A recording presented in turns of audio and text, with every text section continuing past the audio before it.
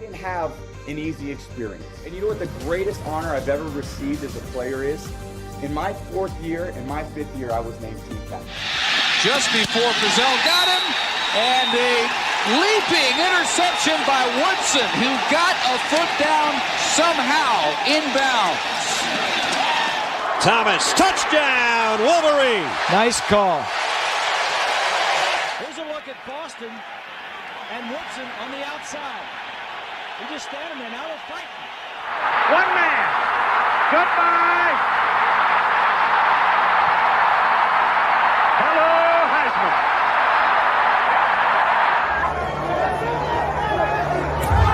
Plant their flag in the middle of the Ohio State field, and the Buckeyes rushed right. Play fake. McCarthy scanning downfield and throws it high, and Wilson's got it. Roman Wilson weaving down inside. There it is. They won't pull that down. Chris, as they say in Ann Arbor, conquering heroes, victors valiant, Michigan, national champion. Good evening, Wolverine Nation. How are we doing today, Kyle? Oh, I'm doing great. Doing absolutely wonderful. How are you, sir? Mr. Michael Germany's. I am doing great, especially after the weekend the Lions and Michigan both had 2 dominating performances. It was a good weekend for football to be a Michigan football fan all the way around. Yeah, it was beautiful. I mean, I know Central didn't win. Spartans won. They beat Youngstown. Anytime a Michigan team beats a team from Ohio, it's always good. Always. It's always nice it's always nice to beat those battling Penguins from Youngstown, Ohio. That's right. Especially considering that's the home of one Mr. Jim Tressel, I believe. I mean, he was around there for a while. I don't know if he's still there. Who cares, though? Like, who cares? Yeah. You get some And I just want to tattoos, bro. I want to take 2 seconds to give a shout out to. Let me do this. University of Michigan on Saturday, the men's soccer team recorded their first ever win over the number 1 team in the country, Indiana, 3-2. So I just want to give them a shout out. Whoa. It's everything Michigan here. And today, Hey, we'll take it. Dusty May, building a monster on the hardwood, gets his second commit of the 2026 class. Corinne Costello, top 45 or top 50 recruit. It says here top 30, but last time I checked it out, I think he was at 45. So That's what I look there. like. But I'm talking about Dusty May, not. Yeah. They're going to have an excellent team this year, I believe, especially what he put together last year, and they're going to be a lot better. So October 25th, they have an exhibition game in New York. If you happen to be in the area, check it out against St. John's. And then the season kicks off November 3rd. So we're going to have a little U of M basketball to talk about. We can't forget about the hardwood team. They're going to be excellent. And hopefully a nice long run to the end of March. Okay, brother. So this Saturday, 3:30. What are you thinking? Yes. Is there a football game happening then? Yes. Oh, there's a football game happening at 3:30. Yeah, I'm excited. Michigan heading to Lincoln for their second road contest, taking on Nebraska. Another former Big 12 team. I was thinking about that, it should be try to find some sort of something we could do to maybe get the good juju going. I'm excited. I'm excited, man. So it's good. It's going to be a nerve-wracking one, this one, I think. I think this has a lot of implications on what the season's going to hold. And I think we lost Kyle. Oh, he's back. So what are you thinking for this one? We're back. What is that? Let's go this way. What does a loss mean first? A loss means that we have to play better.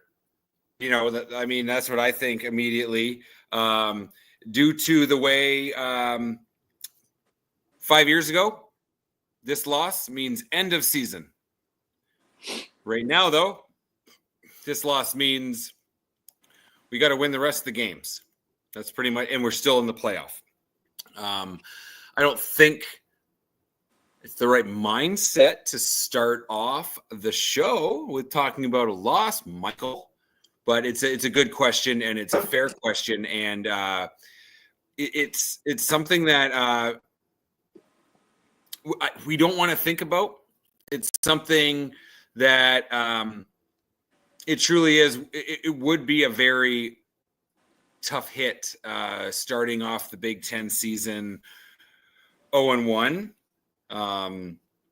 But, you know, I'm prepared for a good game. I'm prepared for – I don't think it's going to be high scoring.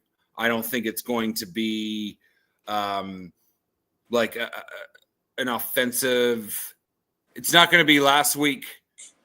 So when they played Central, they put up 63 points. I do not expect that, and I do not expect the opponent to only put up 3. I think it's going to be a much more close game, and a loss would be devastating, I think, at this point. Well, for me, a loss means the season's pretty much done. They're not going to beat – if they lose to Nebraska, they're not beating USC, MSU, and Ohio State. I just don't see that coming. So it's a week-by-week season, sir. It's a week-by-week season. I think this game has a lot of playoff implications on it. And rightfully so, after the botched game plan against Oklahoma. So now the pressure's on. If you're going to lose one, you're going to want to lose one near the end where you can only have 1 or 2 games left. You don't want to lose one now and then have to run the rest of the season without losing. So we're going to need a good performance by the boys in blue. Yeah, I couldn't hear you. We're having a little bit of like technical beep bop boops going on at the moment. But did you say botched game plan against who? Oklahoma. I disagree with your choice of words. A loss is still a loss. So yeah, botched game plan could be that, just that. But I think more. I touched on it last week quite a bit about learning, about sticking with the game plan that you go into the game with, sticking with the season plan that you go into the season with a true freshman quarterback. I wouldn't classify it as a botched game plan, the Oklahoma loss. Both you and I predicted the loss in that game, and it was a learning curve. This is the game. This is where – I don't want to say this is where the season starts, because obviously it started against New Mexico. We are 2-1. We're 3 games in, and that's just 3 games that Bryce Underwood has under his belt. The offense has under their belt. The coaching staff now has 3 games under their belt, and we're just going to move forward from there. And I don't want to think loss, you know. I want to think win. What do you feel? What do you think is going to happen this weekend? We'll get to that at the end of the show when we put our predictions in. Cool. That way, perfect. That's what you call the tease here. The tease. Oh, the tease. Gotcha. I think it's going to be an interesting game. I think the strength of Nebraska is Raiola and the offense. 362 yards last week against Houston Baptist. So not the hardest competition. 494 in passing against the mighty Zips of Akron. Yep. And 243 against Cincinnati. So not the hardest competition in the world. But still a lot of yards. Dylan Raiola at least looks like he grew a lot from his freshman year. And then you got Michigan's secondary, which against CMU, only 60 yards, but not really a passing offense. They gave up 270 to Oklahoma and 217 against New Mexico. So I think we're going to have Michigan secondary against Dylan Raiola and the wide receivers. So we're going to have to see how it goes for that. I think that's going to be the key if Michigan's going to win, is that whole matchup right there. Well, I agree with you 100%. I agree with you 100%. It's I feel like right now with the youth of the team, you and I feel we just keep focusing on Bryce Underwood, which obviously you're going to focus on the true freshman quarterback. But the team as a whole needs to I just hope they go down to Lincoln and they come prepared. I know that's a cliche, but if you sit down and you watch any championship football team, not national champions. I think we talked about it a little bit on Sunday morning about how national championship might be a lofty goal at this point. But I think we're to learn and to get better this year. I think a good game. That's what we're looking for. Wins and losses might not matter. They always do. Okay, I'm not trying to preach loser talk, but we got to win this football game. But let's just see what we can do against competition. I think Oklahoma was an eye opener. We saw some real competition. We did not win the football game. The better team won, as I said the last couple of podcasts, and I'm excited. Like I said Sunday morning, I am so excited for this football game because it'll let us know. It'll truly let us know where we're at right now in the season. And I know that sounds so obvious. Like, you're playing right now. You're going to find out where you are in the season right now. But I'm truly excited. A win, man. A win's a good thing. A win is always a good thing, and a loss in this, it would all be about like the rebound. What happens next? What happens moving forward? And our season doesn't get. We're lucky enough, in my opinion, we're lucky enough to have an easier season than most in the Big Ten. And but this is a true test of what we're going to do. And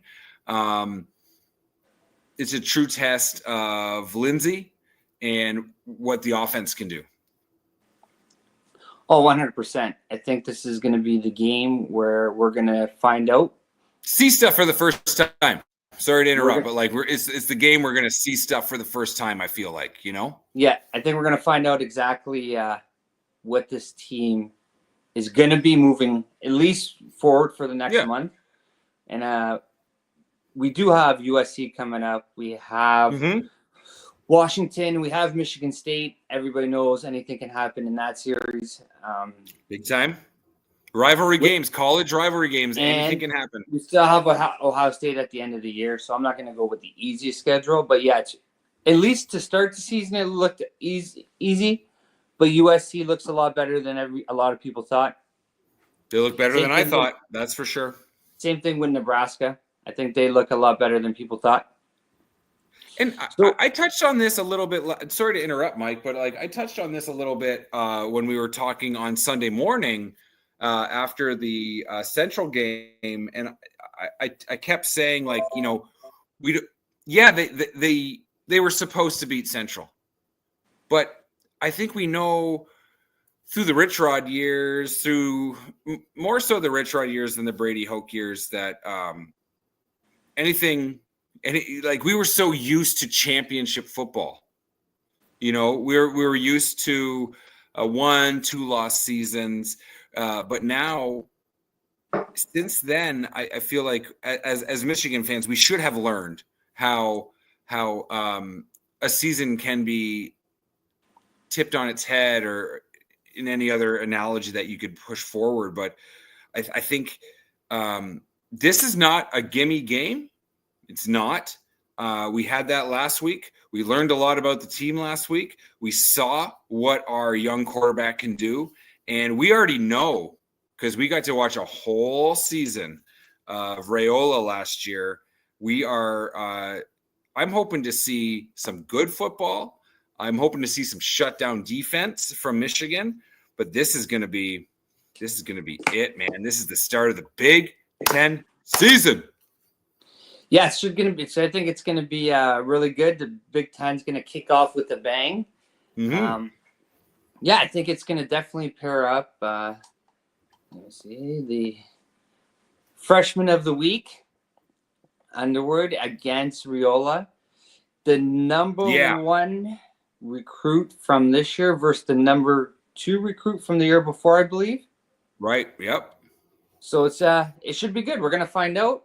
And let's, I know we're the, we're college football backers here, but let's not forget, like, Dylan Raiola is the son of Dominic Raiola, the longtime Lions center. I don't know if I grew up essentially. I don't think so, because I'm too old to start doing like grow up stuff. Like, it'd be black and white TV if we started talking about when I grew up. But he's a familiar name. He plays a familiar style of football. At least he tries to, or at least he wants to. He wants to be Patrick Mahomes, and I think that's. I don't want to put words in his mouth, but he attempts to. He plays very good. He plays very good football. But this Raiola, it's a familiar name, and it should be a good time.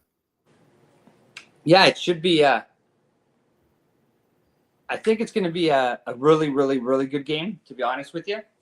Yeah, I do too. I think it's gonna come down to, can Underwood take the early pressure, the early noise, calm the crowd a little bit, maybe make 1 or 2 key plays, stay in the drive with his feet, get into the end zone, start taking Lincoln out of it.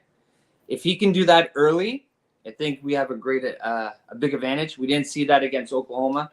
The crowd got to stay in the game the whole time. Yep. And it's go hard. ahead, Mike, sorry. Communication's hard on the road, right? Mm-hmm. So if you can get up 7 or 10 and get the noise down, your communicating, especially with the young quarterback, becomes a lot easier. Mm-hmm. So I think it's imperative they get the lead first. Are they going to pull it off? I don't know, but we're going to find out. Well, I mean, that's why we play the football games, Mike.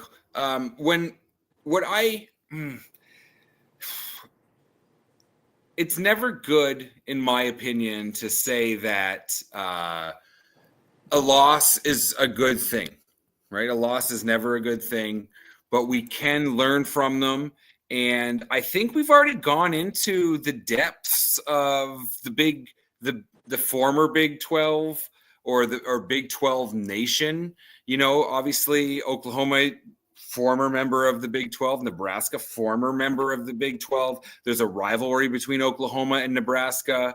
And I think, we lost the game to Oklahoma, and I feel like I sound like a broken record. The better team won the game in Oklahoma. But if Underwood comes out firing, or not, like, at least if he comes away with the win, we can take that loss to Oklahoma with a little bit of a grain of salt, or in a positive way. I'm sorry, different analogy, but it'd be so much better. Let's just hope. I'm getting ahead of myself here. Let's just hope that the loss to Oklahoma ends up becoming the catalyst for him learning how to win away, because this is going to be a hostile environment. I've never been to Lincoln. I would love to go to a game in Lincoln. I bet you it's a awesome ass college town, but for a true freshman, it's going to be a big deal. And I think if he takes away all of the positives from that Oklahoma loss, we can pull away from with this game with a win.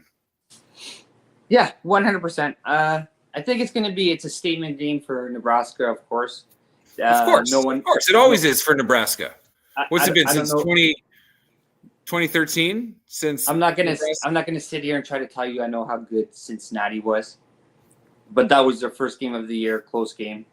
Since then, they've blown out pretty much every school, but it's not like I think in this transfer portal NIL era that we live in, it's not so easy just to write off a team like Cincinnati or a team, a lesser team. I don't think it's so easy just to write them off, because either you have, like, for 1 year a real good team, or you are maybe the lesser talent. But, like, I don't think any of Nebraska's wins so far are just like throwaway, like, oh, they only beat them. Respect is earned, man. And I think Nebraska's done that so far. But it's in today's era of football, I feel like it's very tough to just say, like, oh, like I said it on Sunday morning, the cupcake game may still exist, but it's just a little different now. I feel like every win is earned a little more than it was back before the portal and NIL. Yeah, but still, for the way these big programs now, with the amount of money and stuff they have. Oh, for sure.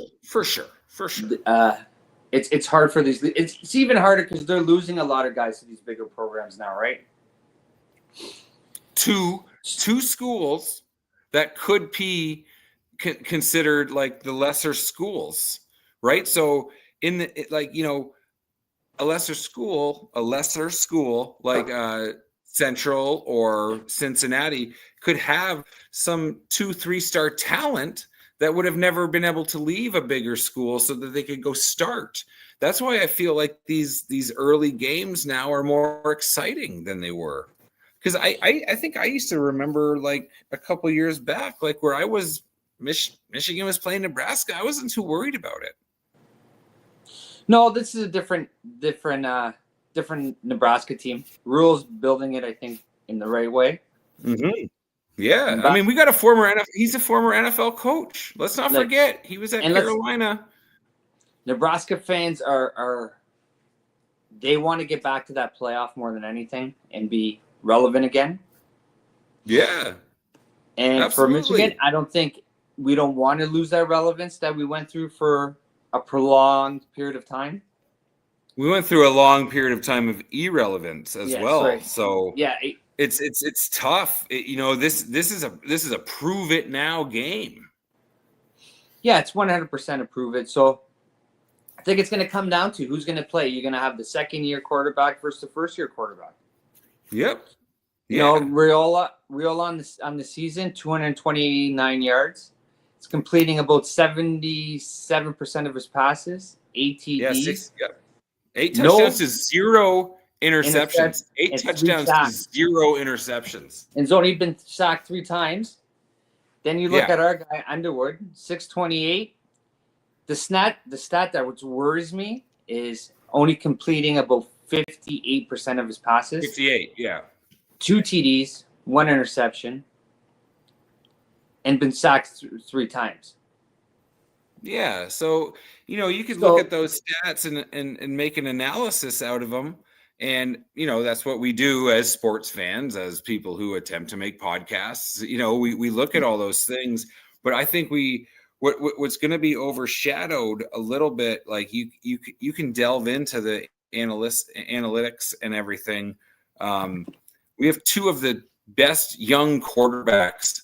I mean, in the conference, obviously, but in college football on the whole.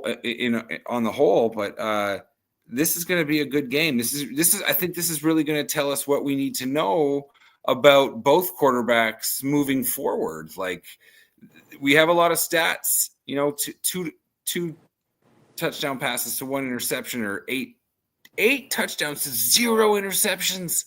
That is phenomenal. That is phenomenal from Dylan Raiola. And the 3 sacks that he got hit all came the first game. Since then, Raiola hasn't been touched. So he's comfortable. Yeah. Let's get him. Let's get him. Let's rile him up and let's make sure he's uncomfortable behind that line. But that'll be the challenge for the defense. But let's not forget that Michigan's defense might be, well, up till this point, is the biggest challenge for the offensive line of the Cornhuskers. Yeah, you're going to need Ernest to come up big, Barham to be a massive presence on the edge. He looked great on Central. It looks like a home run hit. I can't see how Barham's not going to play a part in this game. Moving him up against the Central game to the edge, I think it could be a key move by Wink and keep taking him out of the linebacker spot, especially because you could play Sullivan now. Yep, exactly. And that's a lot of speed. Excuse me. That's a lot of speed, a lot of big bodies running around. Guys who are ball seekers are going to head to the ball and try to destroy. Yeah. So if you can get him uncomfortable and get him to make some mistakes, I definitely think we're going to have a very, very good shot at winning this game. Underwood last week, 64% of his passes. If we can see that start creeping up a little bit more, maybe it's taking some off those 7 to 10 yard throws where they come out like a bazooka and the receivers are dropping them. Not to give the receivers, let them off the hook, but maybe a little bit more touch than power. If he can bring up that percentage and he completes about 68 to 70 this week, and depending on what he does with his feet, definitely have a great shot at winning this game. And I don't think we should forget about. And I think a lot of the game plan we've seen last week, they implemented on purpose to get ready for this week because of more suspension. Yep. And I think a lot of the week, and it's nothing taken away from Central, but I think a lot of the last week and this week was focused on this game. So there's no reason why Michigan should come out flat and unprepared, even on the road. Yep. But we're gonna see. We got the Polgmeister. Hopefully, he makes the right calls with the timeouts and stuff, and our clock management's good. Yep. And then it's up to Wink to do what Wink does, and it's up to Lindsay to do what Lindsay does. And if they don't, we're kind of glazing over our run game. Like, if Haynes has a huge game, it's.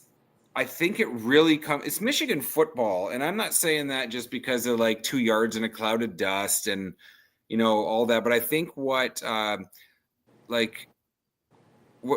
said in the post-game presser was that this is still Sharon Moore's offense. This is still Sharon Moore's team, and you can that's an extension of Harbaugh's team, of this great team right here.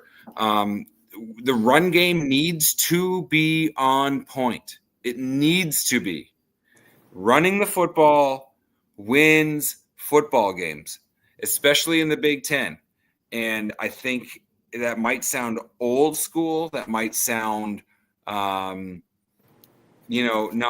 what people want to hear with our bright, shiny new quarterback, where we want to see him chuck it, we want to see him run it. But let's not forget, like, we have some really good running backs, and we're gonna. I think it's got to go up the gut, up the middle is how we're gonna win this football game, because Nebraska's no joke. Nebraska's no joke, and I really hope Michigan doesn't take them for granted in that view. Well, I think it's because, too, you got to remember, we're going to be missing, I think, 1 or 2 offensive linemen. Mm-hmm. So you're going to need Underwood to make a few throws to loosen up the front, keep the linebackers playing back, respect the pass. If he can make some plays with his feet as well, It's going to open up that line, and then you can let Haynes and Marshall eat, right? I think six guys scored touchdowns last week running the ball. Mm-hmm. And don't forget Marsh, the true freshman. He has some speed. If he can come in and make some plays or some of these trick plays out of the backfield, yeah, exactly. He could be a big threat in this game. And we talked about it on Sunday morning about, getting Ohio State last year. You had pointed out had like the advantage of being ahead in so many games where, you have your third stringers, your fourth stringers getting game experience, creating depth in your roster, making the team better all the way around. So like we've got running backs now from last week, even though it was Central, and I know I sound like a broken record again. I hate saying only Central. They were a football team. They came prepared. They knew it was an uphill battle. They didn't really perform on the scoreboard, but they played hard. And now Michigan, that gives Michigan the opportunity to have played their second, third, and fourth string running backs, especially because running the ball wins football games. And it's not just the Big Ten, in all of college football. And we got that experience. And with Sharon being out last week, Sharon being out this week, this is going to give us – it's going to help our depth. It's going to help us as a football team. And I'm getting even more excited than I was on Sunday morning. Well, you can see right here, 80 guys played last week, 44 on offense, 36 on defense. So that's good experience in a game like that. That's why you play those games, right? Get out and head, see what your second string and third string guys can do. That's exactly what they did. It's not going to happen against Nebraska. Of course not. And I don't expect it to. I don't think you do either. But no, those guys have been in a game now. And it'd be different if they were tossed into this game without that experience. Besides Purdue and maybe Northwestern, I could see maybe getting out of hand. Most of the games now are going to be played pretty closely. I believe, yeah, close to the chest, absolutely. But I definitely think you're right. We're going to need a big day from both the running backs. I think Marshall and Justice. You're gonna need both of them to play well. Agreed. And I'm not worried about their play. I don't think there's been one piece of evidence in the last 3 games. Granted, not the biggest sample size, but I don't think there's any evidence to show that they won't play well. Obviously injury is always a part of football. It's obviously always a part of sport. But I can't see a world, even if we lose the game, even if Michigan loses the game, I don't see Haynes and Marshall being held to such to low yardages or having their carries held to low numbers. But their play, conversely on the other side of it, the other side of the coin is their success will mean Michigan's success. I think in this game, this is like I know I said at the beginning of the podcast, this isn't a traditional Big Ten matchup, although Nebraska's been in the Big Ten for what now, like a decade. This is a big game, and I think the ground game is what needs to be successful, and we can show off our shiny new toy and Bryce Underwood, and we can watch those the Central Michigan highlights and everything. But like I think this victory, this game will be carried on the backs of those 2 running backs of Haynes and Marshall. Now the good news is when Nebraska did play Cincinnati, they gave up 202 rushing yards. Only 69 passing yards, but 202 rushing yards. Yep. So hopefully that gives Underwood, Hayes, Marshall the room they need to make those big plays, right? And it will, yeah, of course. Michigan starts picking up 3.5 yards a carry. Per carry, yeah. Keeping the best way to slow Raiola down is to keep him off the field. Absolutely. You Absolutely. can sustain drives and make them stay on the bench. Big win for Michigan, right? You want to win the time of possession. Absolutely. We want to win rushing yards. We want to win time of possession. And I feel like those are the two main statistics. You don't chase stats when you're in a game. You don't chase that. You stick to your game plan. You make a game plan and you stick to it, and the stats come after. You don't chase them. But if they win time of possession and rushing yards, even if they lose, that's what I think they need to do to win this football game. Yeah, 100%. And I want to see what our D-line's going to do against Johnson from Nebraska. Yep. He has 326 yards on 52 carries. But it's going to be interesting. If they can limit Raiola's time on the field, get to that 7 or 10 point lead, and start making Raiola one-dimensional. Yeah. Wink likes to bring the pressure. And they're going to start mixing it up from where it's coming from. And then it's going to be interesting to see if Nebraska can read those defenses, because Michigan does play a very NFL-style defense, right? If they start bringing in that eye candy and you think it's coming here, but it comes here, then we're going to see how Raiola does against that kind of stuff. Because I don't think they've seen a team like this yet. Yeah. Cincinnati's not Michigan. Well, they don't have the talent like we do. So it's exactly, and Nebraska's fortunate that they didn't have to play a big game yet. This might be their first big game of the year. Like, they didn't have an Oklahoma, they didn't have a Texas, as a game yet. Like Ohio in week 1 and Michigan in week 2. This is their big game. This is their early season big game, and which gives me confidence in our pursuit to beat them. But I truly do believe that we can't underestimate them. We cannot underestimate them. Every time you underestimate your opponent, you lose. We need to stick to the ground, and we need to stick to what we know, what we can do. And I'm not saying we should revert back to the style of game play that was called during the Oklahoma game, but maybe a little mix of the next of the Central game and the Oklahoma game, because if we stick too much to ground and pound, and then we're not exploiting one of our greatest assets, which is Bryce Underwood, whether it be his arm or his legs.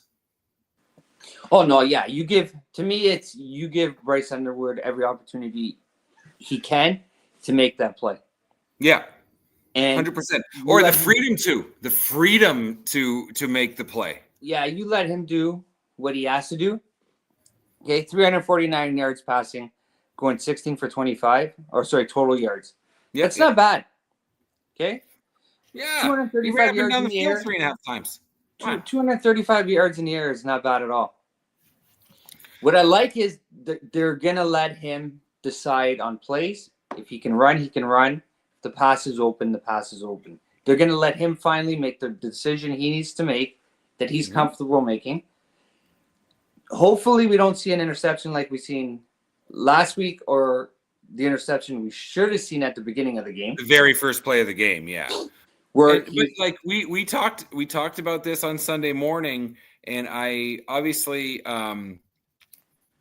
we haven't been able to ask Bryce or any of the coaching staff yet, like what the questions we had about those games. But if I am a firm believer that as soon as Bryce threw that interception in the second quarter, as soon as it left his hand, he knew exactly what he did.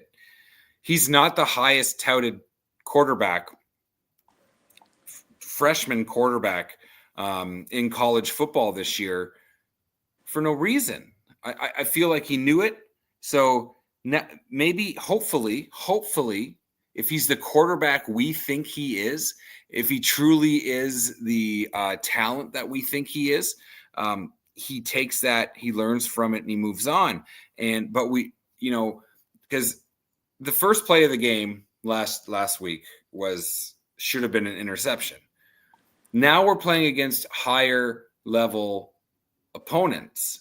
Unfortunately, I hate saying it. I'll always preface it, but I hate saying that against kids who are in a they're playing at the big house. These kids are good, but if he makes that mistake again, those are the type of mistakes that will absolutely make Michigan lose this football game. Yeah, 100%. And I think for him, it's going to be understanding the situation, right? Yes, situational football. I'm not going to sit here and tell you I understand the X's and O's. I don't, but I listen to a lot of football guys who do. Either. But, you can see it. I listen to a lot of football guys who do. And it's like some of them said, he just has to realize where certain key positions are when you're making those throws. Mm-hmm. The first throw, I think, was more adrenaline. He got the pass on the first play. Yeah, 100%. He wants to make up for the week before. Yep. He threw a ball he probably shouldn't have thrown. He actually overthrew the ball. Yeah, he did. Yeah. And that's just adrenaline. That's an 18-year-old mistake. Same thing with the interception he actually threw. That's an 18-year-old mistake. That's a true freshman mistake. Yep. You're not looking where the safety's coming from. You don't see that you're going to be throwing it into double coverage and it's going to end up turning into triple coverage at the end. And he threw a ball that on the run where you're probably right. As he threw it, he was probably like, shit. And then he watched. As soon as it left his hand, he knew he'd made a mistake. Yeah. And against Nebraska, you're not going to be able to make those mistakes. Yeah, and that's exactly what I was going to say, Mike. He won't have the cushion, the score cushion. He won't have the ability to know that of the opponent talent differential. So hopefully we don't throw. He doesn't throw any bad passes over the middle, because bad passes over the middle make you lose football games. And I think that's what people need to watch for, is how Bryce throws, where they plan to throw the football, where they plan to throw it. Because if you throw it over the middle, especially early, this is his second test of his collegiate career, like real test against a real Power 5 conference. Throws over the middle, man, they do not lead to success. No. And I had to throw this up here. Even Mr. Urban Meyer had some nice things to say about the Michigan quarterback. Said he's going to be fantastic, and he loves him as a player. Now, he took some heat from Buckeye Nation. Shocker. But I think that's, especially when he said it, came at a perfect time, considering there was so much questions coming out about his mechanics from Buckeye fans. Yep. And then to have one of your own, a legend, come out and say, yeah, this kid's going to be fantastic. And if you watch the whole interview, he actually says, like, his throwing ability, the way his release point are all where you want it to be. Well, so that's a coach being a coach. That's a coach being a coach. Like, if Underwood wasn't as good as he is or is expected to be, or has, the tools to be as good as he is, a legend, I'll say a legend, man. Like, this guy went 8-0 against Michigan as Ohio State's head coach. If he's going to say that about Bryce, doesn't make me like him. Doesn't make me like him, but I'll respect the opinion. that this guy is putting out there, and it only makes me feel better about Michigan's team moving forward. You know what I mean? This is something. This is a man we need to listen to. He might not have worked out in the NFL, and there's all the off-field stuff, but like this guy knows what he's talking about. Oh, And 100%. If he's saying that Bryce Underwood is fantastic, I will take that all the way to the bank, and makes me feel better about this game. Really, as on a like. Him saying he's going to be fantastic just gets in. Drove my. He didn't say he was good. He didn't say he was like, someone who we should keep an eye on. He didn't say any other like mediocre comments. Well, he did say he's going to be fantastic. Not he's fantastic yet, but he's going to be fantastic. Which is why I said it before and I'll say it again. Wins or losses this year, yes, of course I want him to win. But if they don't win, as long as I see that constant development from Bryce, yeah, there's so many other things that are going to come with that. Sky is the limit. Especially when they start throwing the ball. Because it's easy to compare him to other quarterbacks. The only problem is, at wide receiver, they don't really have the talent as some of the other teams, right? Michigan was always a run heavy offense, so it was hard to bring in the top guys because you're not going to see 10, 12 targets a game, right? You're getting 3 or 4. Yeah, no, I agree with you. Now as that transitions and you're going to see guys start getting 6, 7, 8 targets. Well, of course, And downhill shots. You're going to start putting talented wide receivers and talented running backs around them. And yeah, the sky's the limit, definitely. And what we talked about on Sunday morning as well is that the better we do, the more transfers, even at backup quarterback or even backup positions, with the transfer portal, it makes it a whole different ball game, right? And the better Bryce is, the better the University of Michigan football program will be. Like, and I know that's kind of sounds silly to say, like obvious, like it's obvious that's if the quarterback's good, the team's going to win football games, obviously, right? But it compounds itself, and that's what we're looking for. We're looking for the depth. We're looking for like this next season, the season after. We're looking for the depth that Bryce Underwood might bring to this football program, so that we can still have these conversations 2-3 years down the road where we're still excited about Underwood or his replacement coming up. Yeah, and the great thing is, especially in a game like this, if Underwood comes out, leads them to victory, right? You're going to see a lot of the goalposts for expectations start moving, right? In each direction for each team. If Michigan beats Nebraska, you're going to see Nebraska fans start moving it back. Like, I don't think we're as good as we thought. We're not going to make the playoffs. We still got MSU, USC, Penn State. Very difficult, right? Yeah. Whereas Michigan, if Michigan comes out and beats them by 7 or 10, and Underwood has another fantastic game and looks even better, maybe not the same stats because I can't see him putting up the same stats, but if he looks better than he did the week before, where maybe he completes 70% of his passes, those long passes are more on target. He throws one or two of those NFL type throws during the game.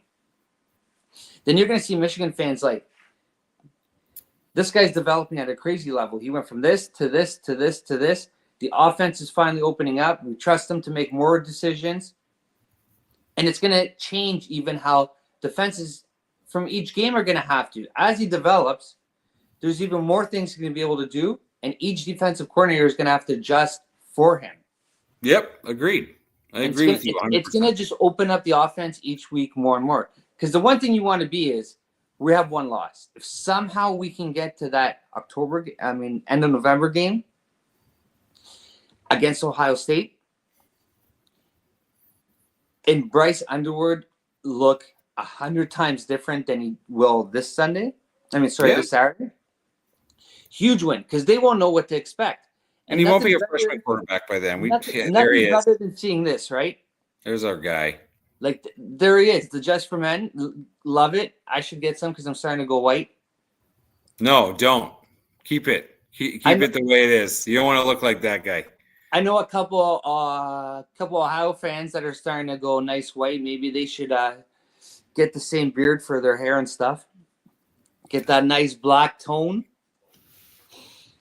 But yeah, if he can get us going, and he can get the offense right off the start, not the slow start we've seen 2 weeks ago. Come out firing, put some points on the board. Definitely would be huge, right? So what do you got? What do you got for a final score? For a final score, I already got mine written down right here. So I'm gonna bring in somebody first. Whoa! We got Mr. Buckeye Steve.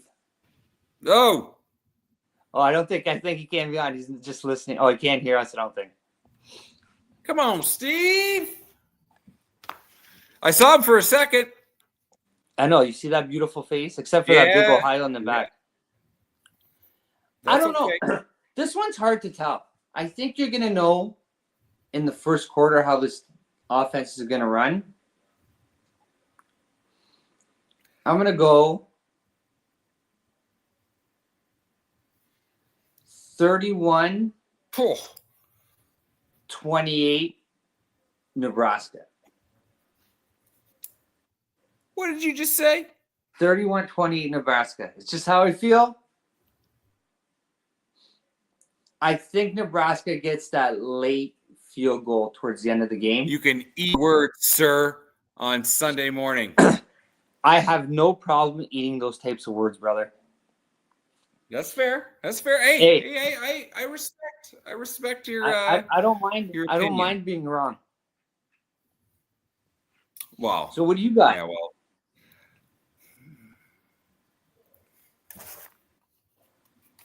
I got a lot of stuff on this notepad right now, but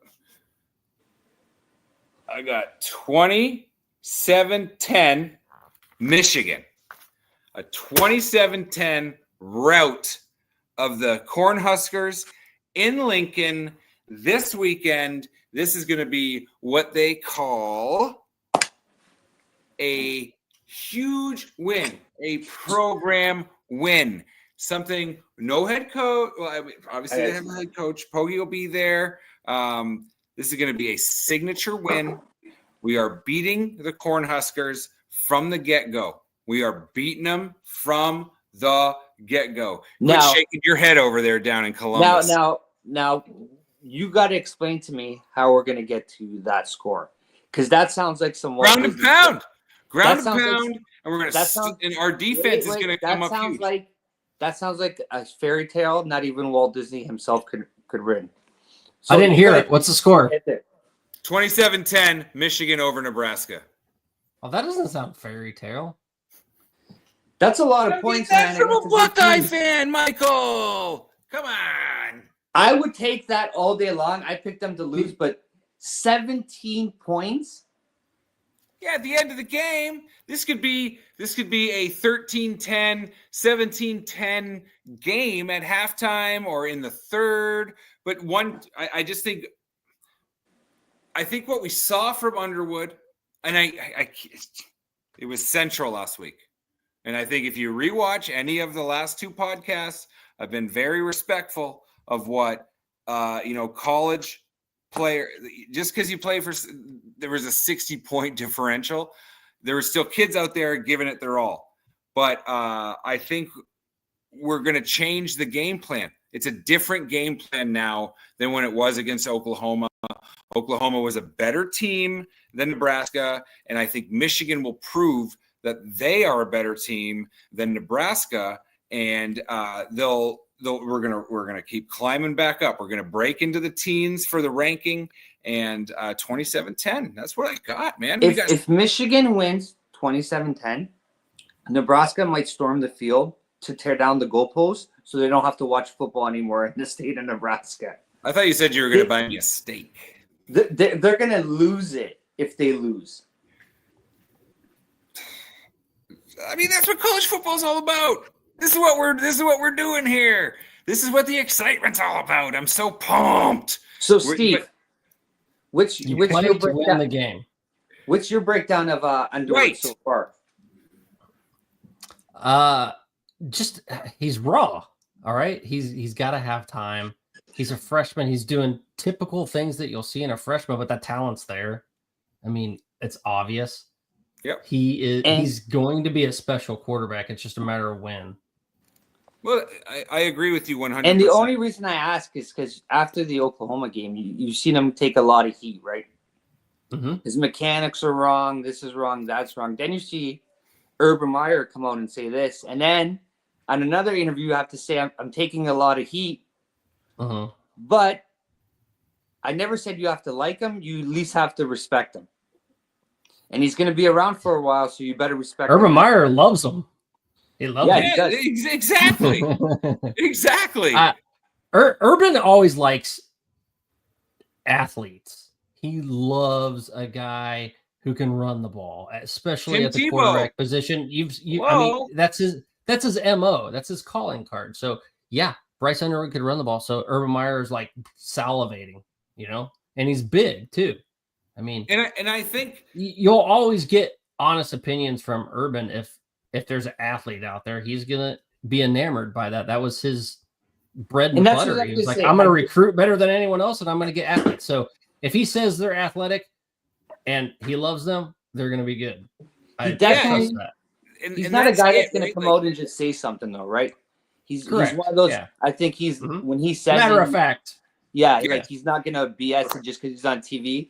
Or on some of these other networks are just going to say because they play in a certain conference that they're better than they really are. So, yeah, I think it's great that he's pointing it out. Because that's not something he's known for, is just to say something just because it's the Big Ten. But he's not going to trash people either. But if he's giving you compliments, you're good. I mean, if he's saying you're faster, if he's saying I love this player, he's going to be fantastic. He's talking about things that he sees the skill set. Exactly. I'm not gonna question a mechanic on what my brakes look like or anything like that. This guy's a 2-time national championship head coach. Okay, and 3-time to Florida. Sorry, my mistake. My mistake. I was forgetting the one that he and he has the 7-0 Ohio. But yeah, no, this guy knows talent, and especially he knows talent at the college level. He knows the college football game, and I think the story's kind of like over. It's not over because it's just beginning, but the talk of Underwood's talent. Okay, I think he's got the talent. He's got the strength. I think we can check that box. Yeah, for sure. Talent. Let's just see what he does. Let's just see what he does, and let's win some. Now it's just about letting them this develop. is the first. Oklahoma would have been the first challenge, but like I said last week, and I think I feel like such a broken record all the time. Even saying broken record, I feel like a broken record. If he can prove that he can learn from his mistakes in the Oklahoma game, those 2 or it should have been 2 interceptions in the Central game. If he can learn from those, and if he can grow and become a better quarterback, because that's what every good quarterback has to do is grow, step up. If he can prove that he can do that while showing off his speed, his strength. As long as he stops trying to block 3 guys at once as a quarterback, I mean, come on, man! Like, stop putting yourself in that situation. But like, as long as he can prove that he's willing to learn and that he can learn. Well, we're gonna find out. Prove it. This is the game to prove it. Well, we're gonna find out if he learned that after he gets a first down, it's time to slide. He doesn't need to take on half the Nebraska team. That'll come with time. Let's live to play another day. Exactly. But he's big enough that you don't have to slide as often. I mean, if you have a bigger frame, it's so easy to hurt. Like if it's one, you're taking on. It depends. It depends on the situation. And he's young too, so let's.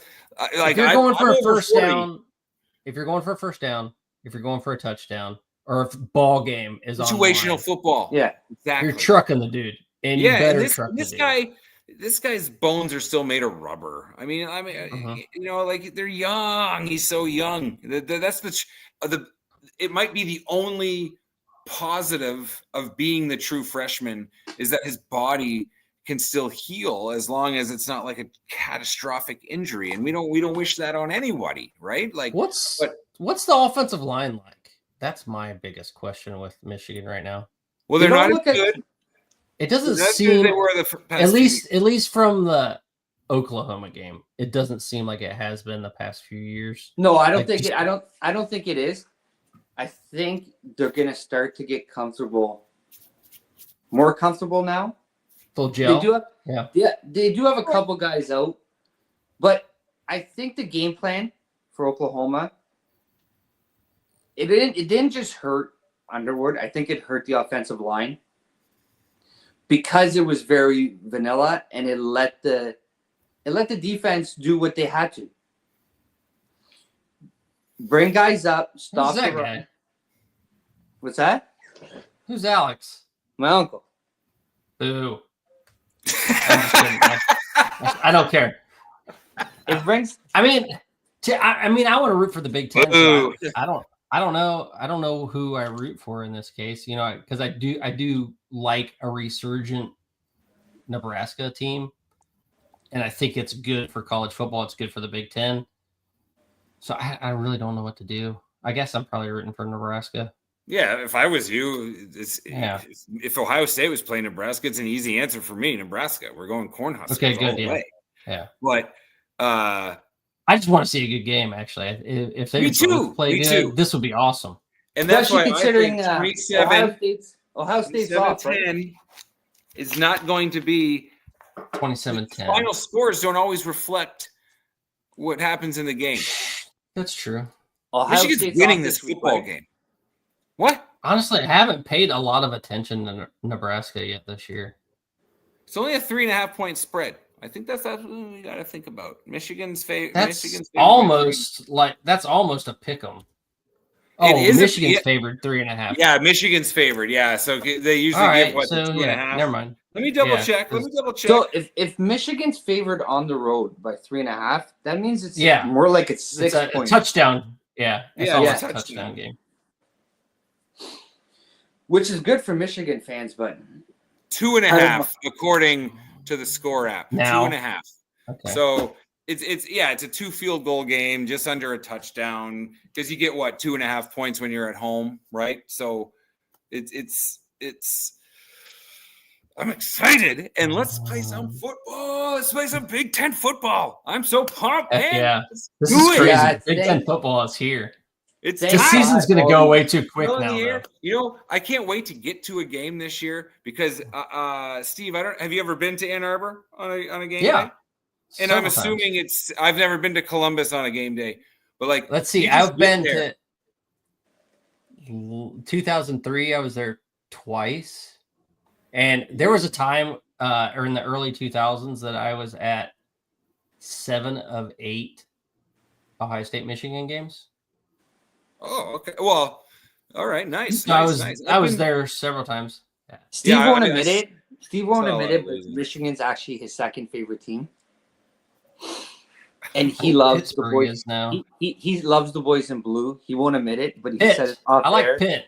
He said it off there a bunch of times. That cuts like a knife. And he said he told me once that he wishes he could be a Michigan fan. For me, as soon as you show up in Ann Arbor, as soon as you start to get around that golf course that's right next to the stadium, you start to smell the charcoal briquettes. You start to smell the cigars in the air. You start to smell everybody just coming together and cooking up their meat on the grill. Big Ten football outside, having a great time. That's what I'm talking about. You know, I'll give you something. That's set up there, and the smells that you're talking about are. It's true. It's cool. You know, seeing different places around the Big Ten have always been awesome. There was 2023. Me and AJ went to 17 different Big Ten games. We actually went to the Indiana at Michigan game, left at halftime, and went to Notre Dame to watch USC play Notre Dame. It was fantastic. Yeah. Drove there. Yeah, it was insane. But one thing I'll always remember about Michigan, and that I can respect some tradition after traveling all across the Big Ten. And the one thing that I always remember about Michigan is, like you said, being out on the golf course, smelling all that, taking it all in, and then getting a big whiff of that pissin' blue. Oh man, I can't get it out of my mind. Kyle, I told you, deep down, he's a big Michigan fan. He just doesn't know yet. It sounds like it. It sounds like it. I think we need to get him this hat instead of that hat. What's your score prediction for this game? Oh man, I haven't done enough research to give it a real score prediction. Okay, just go for it. So this isn't journalism. I take it seriously. All right, we're talking college football here. That's fair. Okay, I respect that. So you have Nebraska got a good opening win against Cincinnati. So I'll give them credit for that. Power 4 school. Cincinnati may or may not be good. I want to look and see what Cincinnati has done since then. And I don't really know what they've done. So they beat Bowling Green, not real well. And then they beat Northwestern State 70-0. So not a lot to glean from that for Nebraska. And Nebraska hasn't really played anyone else since. Right. This is their Oklahoma. This is their Texas. That's Correct. What we were talking about earlier in the Now, pod. you got to give Michigan credit because they've been on the road already in a ruckus environment. Yeah, if you go to Norman, it's real. I've been to Norman. I've been to Nebraska. Nebraska's real too, and it's more real than Norman, I would say. It's louder. The team's better, obviously, in Norman probably this year, but the environment at Nebraska is second to none. And if you haven't, you should just actually get in your car now and drive because it is awesome to go there. It is absolutely awesome. The nicest people you'll ever meet in your life. That's what I've heard. That's what I've heard. Shaking your hand. It's eerie nice though. It's like, welcome to Lincoln. I hope you have a pleasurable time. Like, I hope everyone's nice. And it's insane. But if you cross them, if you go do something stupid, it flips on you real quick. Right? Everybody has a couple. Good. That's what it should be like. Hockey said the same thing you just did. That you get there and you're like, we want to beat these guys. We want to beat these guys. And you start meeting Nebraska fans. Like, you guys are so nice. I want to beat you by one. Yeah, like that's what they're like. You're there and you're like, these people are too nice. And you go, by the time you leave, you're like, I feel bad for beating them. You're like, man, you guys. And then all of a sudden you turn into them. See? It rolls. It rolls crazy. with it. No, but absolutely. If it is a bucket list must do. It's a clean, beautiful city in Lincoln. There is a lot to do there, but it's smaller. It's definitely got the college vibe, but big. The college vibe. Yeah. It's awesome. I mean, Steve, me and you are everything you could want. Yeah, everything you could want. There's a lot of newer sections. The buildings around the area look newer. Everything looks clean. They know how to spell their mascot or their name of their state. Maybe it would be a lot harder. It would be a lot harder to spell Nebraska. You'd have to have a lot of people. Yeah, just the N would be hard. The N.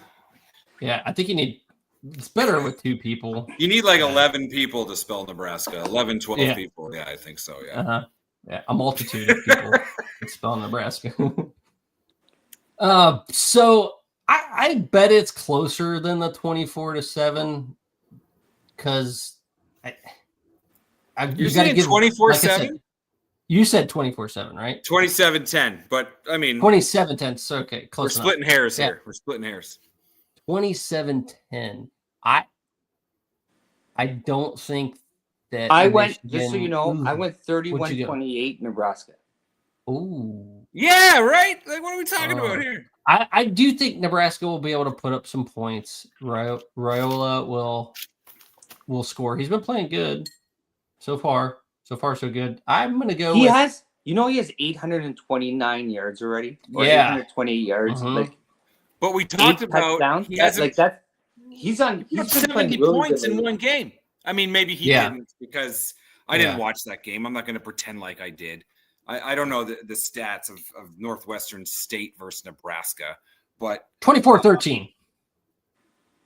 24-13 Mm-hmm. for Michigan. Yeah, I think Michigan wins this one. I don't think Nebraska's there quite yet. I think every year I keep being like, Rool-Aid, gonna drink that Rool-Aid.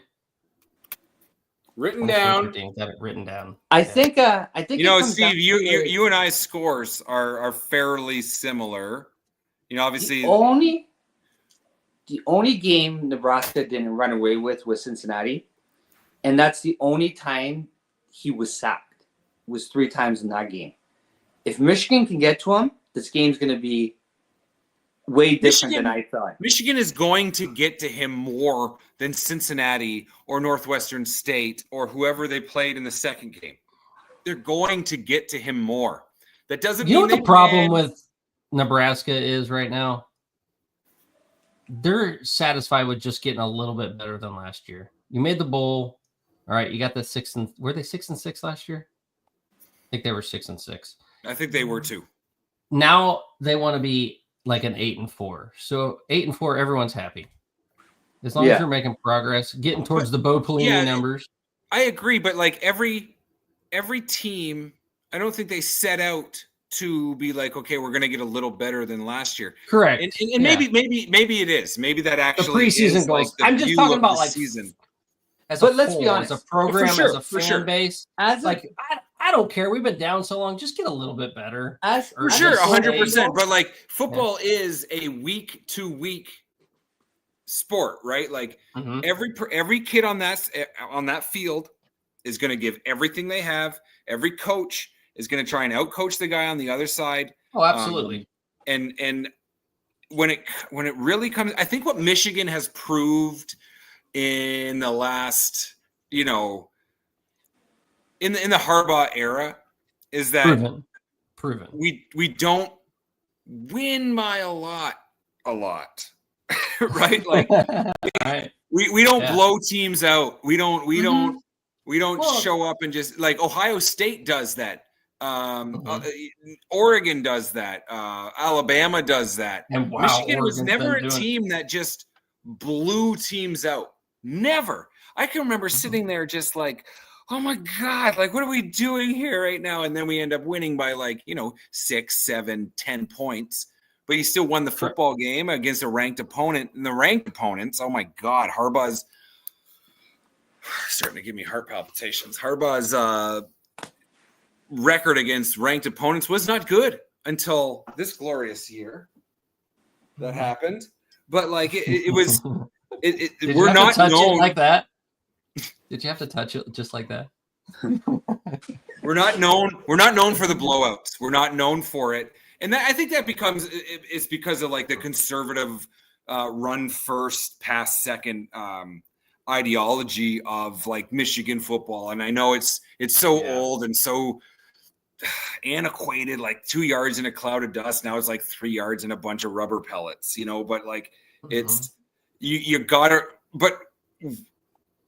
run the football to win the football game. And so I see why. That's why I do think my score here. So Mike's got Nebraska. Let me just write down because I only have the scores here. Let me just write down that Mike wants Nebraska. I think when it comes to Nebraska, Steve, too, if you look at it, how much rebuilding they had to do, I think they're building everything for next year. Riola's third year, 2 years in the system. Mike wants Nebraska to win. Around them. That's what I just put on there. I think that's the year Rule's building for us next year. Well, I mean, anytime you start with a freshman quarterback and you get to that third year, that's your year. Right? That's your year. Yeah, we talked about that on Sunday morning. And if Nebraska's going to do it, it's probably going to be done that. I'd like to take a look at their depth chart to see where they're at in the trenches because that's the key components to a team, like in all of football. You need a veteran quarterback. Depth. A veteran quarterback, number one. You need someone to protect that veteran quarterback if they're not like scrambling for their madness. And number three, you need a defensive line they can get through.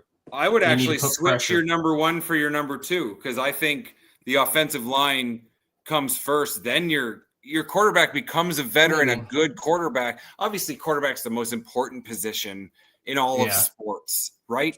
But, I mean, offensive line can change how a quarterback looks. Absolutely. I don't disagree with you. I do not. But I think the second most important position group besides quarterback is going to be your defensive line in college football. So it looks like they got just because you want to get pressure on the opposing side. You got to get them. You want to save your DBs. If your DBs aren't that great, you can cover up a lot of deficiencies in the backfield if you have a good defensive line getting after the quarterback. Yeah. Speaking truths. It looks like the whole second string is all like they have two true freshmen, a couple of juniors. Nebraska. So good. Yeah. So those guys are all going to be, sophomores. They got a junior starting. 27-10 is going to be the junior, sophomore. Yeah. 24-13. No, 27-10. Actually, you know what? I 24-17. I think it'll be a one-score game. I'm changing it. You convinced me. How did I convince you? I was trying to convince you that it would be the opposite. What did you go, 24-17? Exactly. Yeah, we're always wrong, so I'm going to go closer That's to, fair. Especially as fans. So that's fair. Yeah, because you know what? If it ends up being 24-17, yeah. It will now that I chose. Yeah, now someone owes you a steak dinner now. No, because you know what's going to happen? It's going to end up being his original score. Correct. Yeah, that's the way it works. Hey, Michigan still wins either way. Michigan still wins either way. The law of entropy. The world always just goes to at the end of the day, as long as the boys in blue win. But like Steve said, the Big Ten we're going to need a few good showings these next few weeks to. Mm-hmm. I think cement ourselves for the 4 spots in the Kyle, in the playoff. Now you should change and get an Ohio State hat because you're trying to pull off a Matt Patricia thing going on there. That pencil in your ear. Mm-hmm. He would love you for that. This is a pen, and I will never do it again. So, is there any besides Michigan, Nebraska, any game you're super interested in this week? Illinois at Indiana for Big Ten for sure. That's Indiana State. Is that what you're talking about? Is that the 7:30? No. That was last week. I'm sorry. The game is. I don't know what time it is. Yeah, that was what 77 to nothing. Yeah, it was ridiculous. Yeah. We got Oregon State this week.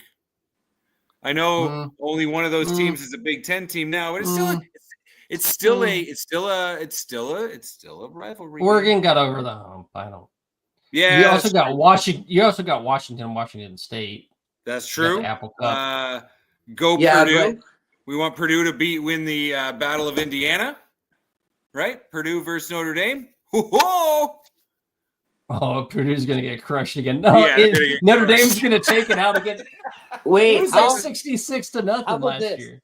If Purdue beats Notre Dame and Syracuse beats Clemson, what those two programs are going to go through the next week is going to be craziness. Notre Dame will still be rated. Syracuse and Clemson should be able to play each other because they have the same.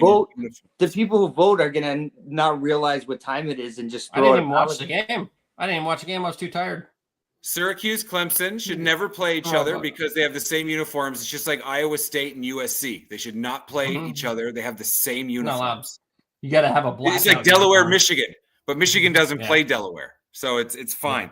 Yeah. What do you think? Without looking at your phones, I just looked at mine, so I'm cheating. What do you think the spread is in Notre Dame Purdue? It's not as bad as you think. It's not as bad as I'm going to go. I'm going to 33 and a half. I'm going to go 12.5 Notre Dame. Steve's closer. It's 25 and a half. Are we playing prices right? That's actually not that bad. If you go over. Yeah, exactly. It should always be prices right rules. Last year, weren't they like a 21-point favorite last year and they lost? Wait, what are you talking about? No. Notre Dame went to the national championship game last year. No, but they lost the second week of the year. as like a 21.5-point favorite. Oh, yeah, you're talking about to Northern Illinois? Yeah. Yeah. The Huskies. so Dynamite. And then the Huskies. That was my favorite. Like, that was one of my favorite games of the year, other than the one at the end. So Notre Dame's proved anything can happen. Yeah, it's possible. But anyway, so we got our score predictions. Ohio State's off this week, so Steve gets a nice break. Mm-hmm. And I don't want a break yet. Corrections. Yeah, this is so it's 2 bye weeks, right? Everybody gets 2 now. Yeah, mm-hmm. Which is good for young collegiate studs. There should be 2 bye weeks, and what makes it better for all of us is it makes the season a week longer. Plus the playoff, it makes the season we're like 6 weeks longer than it used to be. I remember when it was 11 games. Yeah, that sucked. That was awful. I don't want to go back there. Yeah, me neither. I want more. Give me more. Let this college football go to March for all I care. We Let's go right into March Madness. Every single college football team makes the playoff. The regular season is completely irrelevant, and it's 128 team playoff. Let's do it. Just one massive knockout starting week 1, and then negative 40. Then they'll just get rid of the regular in Minnesota. And make it a regular season again with no playoff. Whatever. No, let's just do a playoff from the start. That's the Big Ten. You like my shirt? That's the Big Ten's next big idea. What are they at now? 28 teams? Next, they're going to be at 48. No, I hate it. I wore it because it's tie-dye celebration. It all blended in. I didn't even know it said Michigan on it. Man. I was going to comment that I liked your tie-dye shirt, but now I hate it. That's fair. I've had another Buckeye fan say that to me. I bought one for one.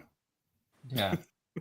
Happens to be that guy's brother-in-law. Boop, boop, boop. It's the other way. The wrong way. Oh, we're on different angles? I'm trying to do the Brady Bunch thing, but it didn't work out. That's okay. But anyways, I think we've been on long enough. I'm missing my little Tom Brady, so I can't do it. What's that? We're going to be back Sunday morning to discuss the big win. 8:02 sharp. How did you guys do with that? What's that? That 8 a.m. show. How was it? Getting up and getting it was fine. Yeah, it was easy after Central. I get up at 3:30 for work, and I have a 6-year-old and a 3-year-old. I'm always up. I am never sleeping. Yeah. I don't ever sleep. It's a little bit all more good. difficult. Because we used to talk Michigan football. We're going to talk about a Michigan win over Nebraska on Sunday morning. This is why I get so excited, because I'm just so delirious from lack of sleep. And then Saturday night, right after the last big game, college football backers, the Saturday night super recap hosted by the one and only Sunbelt Syndicate, Dominic Corsetto. Ooh. He's the man. Which you're going to see a lot of us on there talking about all the big games. Hopefully a Michigan win. And hopefully an Illinois win. Because you want Illinois to win? Yeah. Over Indiana. What happens to Indiana if they win that? They'll be ranked 117th, and they'll be kicked out of the Big Ten and dropped. If they win. If Indiana wins against what are they ranked Illinois, right now? Illinois is ranked 9 and Indiana is ranked 20.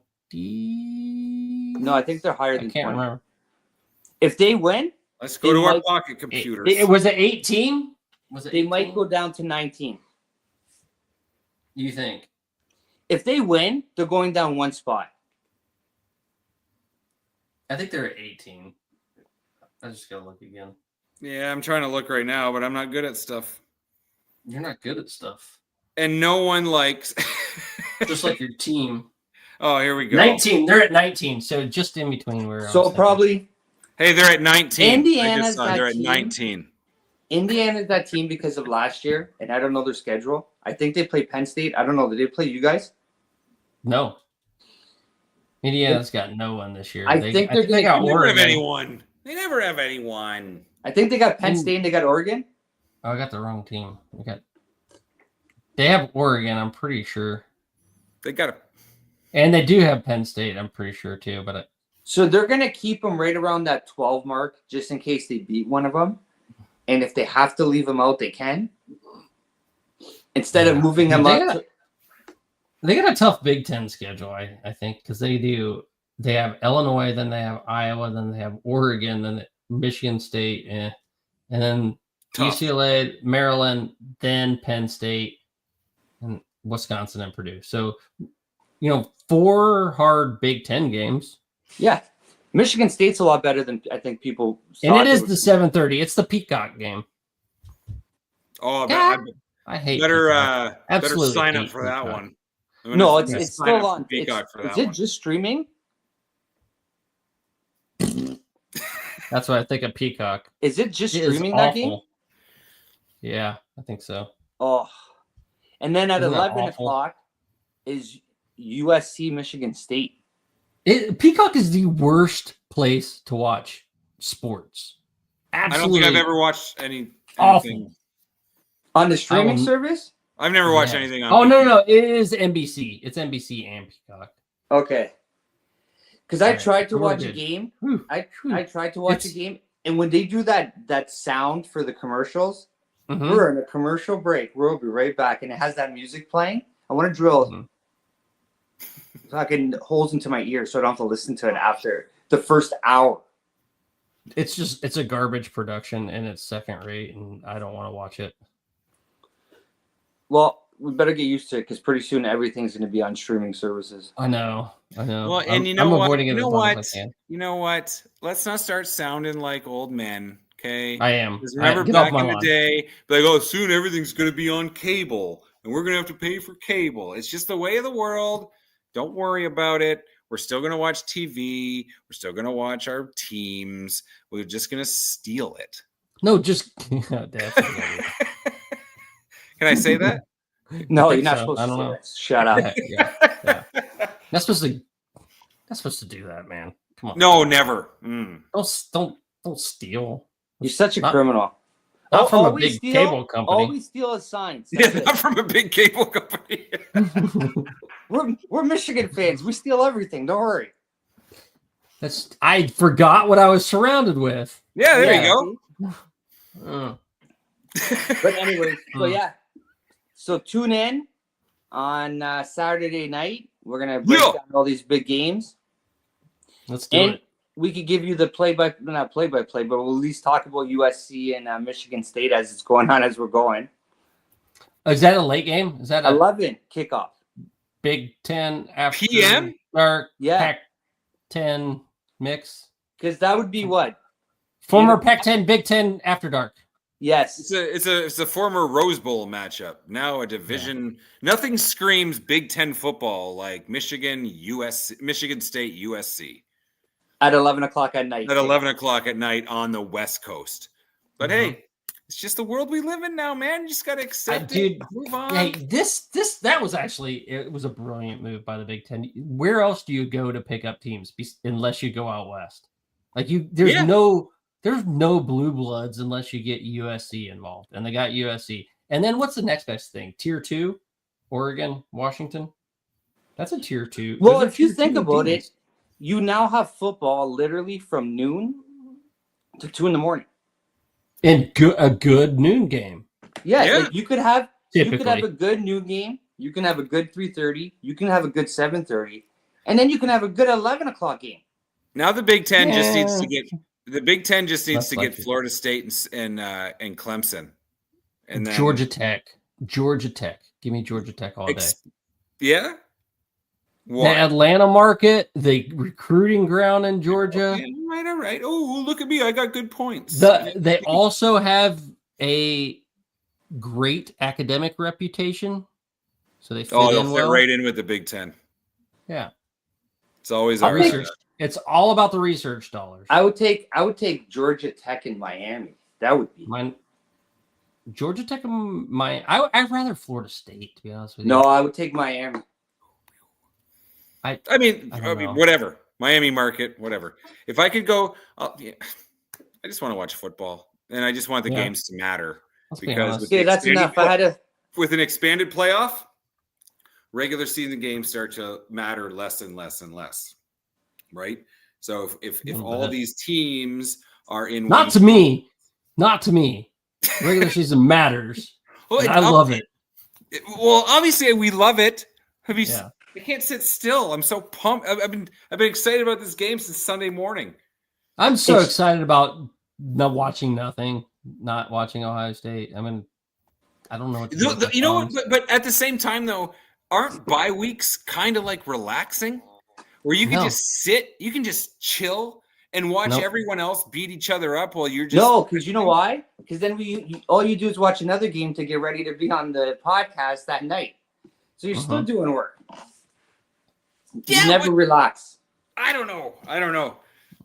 There's always something to do. I'm just no, they piss me off. I hate bye weeks. What pisses you off? Explain. Bye weeks. I want to watch football. I want to watch Ohio State football. This is football season. Don't give me any bye weeks. Think there's high school players out there are taking bye weeks? Come on. So Steve, let's just get this on the record. I hate your hat. I hate that flag. Steve wants a 28 I like your hat, actually. game. I hate the flag. Steve wants a 28 game schedule. Okay. No bye weeks. Yeah. And for a few weeks, double headers. I would love a double header. Yeah. So Ohio State's going to play give me a Grambling and then Michigan State. Ohio State's going to play at noon. What a matchup. Noon and 7:30. And then it fixes the Fox debacle, because then you could have the Fox game at noon, and then there'll be the 7:30 game. Take this nooner and let's play a real game later on. All right, we're rambling. Okay, that's it. It's not entertainment. If we're going to end this, especially we have Steve, there's only one way to end this the best way I know how. Go Bucks.